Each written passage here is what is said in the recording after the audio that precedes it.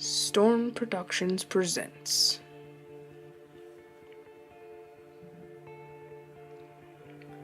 Soarin's Little Dashie, dramatic reading, narrated and written by Pony Swag. Soarin walked around the Wonderbolt's HQ for a while after a long day of practice. He wasn't easily tired out. Looking for something to do, the stallion began to pace. Outside, the sun sank under the mountains. Darkness followed shortly afterward. The darkness comforted him in strange ways.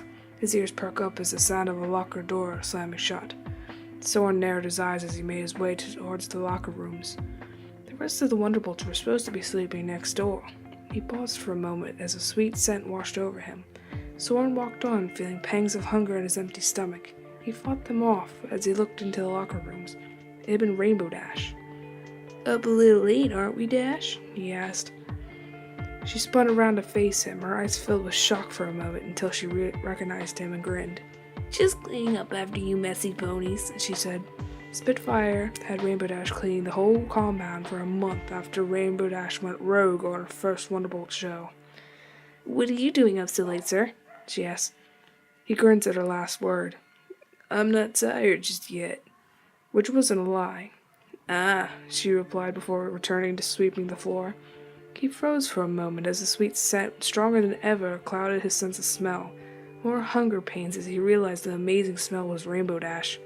Rainbow paid no mind to him as she continued to sweep up. He licked his lips to find two dagger-like teeth had made their way out of their hiding places and were now poking at his bottom lip. Soarin shook his head. No, he couldn't do that to her. Rainbow wasn't like most mares.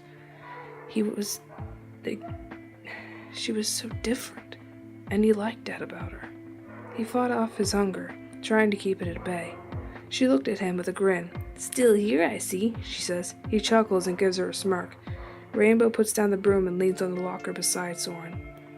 He wanted to push the mare away for her own safety, but something drew him to her. Her scent, now overpowering everything else. He grit his teeth. "So, sir, is this clean enough for you? I've been here for 3 hours," she asked, her tone playful. "I don't know, Dash. I think you missed a spot," he joked. She rolls her eyes. "Oh, really?" Rainbow asked, scooting closer to him. "Yep," he said at her. "Yeah, come a bit closer, my Dashie. See how that goes for you," a voice echoed in the back of his thoughts. He buried his face in her rainbow mane. "You smell so good," he murmured softly. Rainbow laughed. "Go home, sir. You're drunk." He chuckles. "Nah, I'm serious." He grins, nuzzling her throat softly. Rainbow blushes slightly, but covers it up with another grin.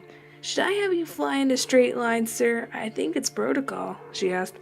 "You're off duty, Dash. Quit calling me sir," he mumbles, no matter how much he enjoyed it.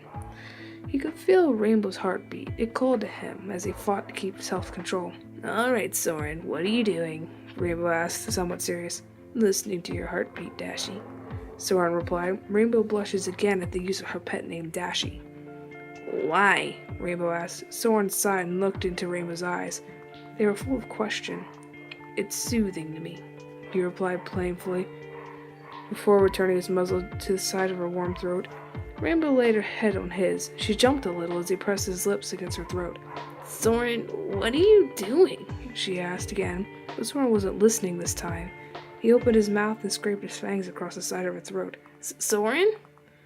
Rainbow asked, shocked and slightly confused. "Be silent, my little Dashie," he whispered, before biting down on her throat. By the scent of her own blood, Rainbow surprised Soarin with a reaction he least expected. She laughed at him as he pulled away from her, confused as he licked the rest of her blood off his lips. "Choose your praise wiser, Soar, or you might just get your throat bitten out." Rainbow opens her mouth to reveal two sharp-eyed teeth as he looked at her confused. "You're lucky that you're the co-captain of the Wonderbolts, or I would have done it," she says. He raises an eyebrow. "Maybe if you didn't smell so goddamn good to me when I was starving at the moment, I would have been able to think it out a little better," he grins. She gives him a dirty look, and she licks her own blood from off her hoof. "So what do I taste like?" she asks. He chuckles. "You're a walking chocolate cake, my Dashie." She laughs. You can have a bit more if you'd like, sir, but only if I can have some of yours afterwards, because I'm starving. Soarin grinned. Deal. The end. The end of another dramatic reading. Number 2. I got a lot to go.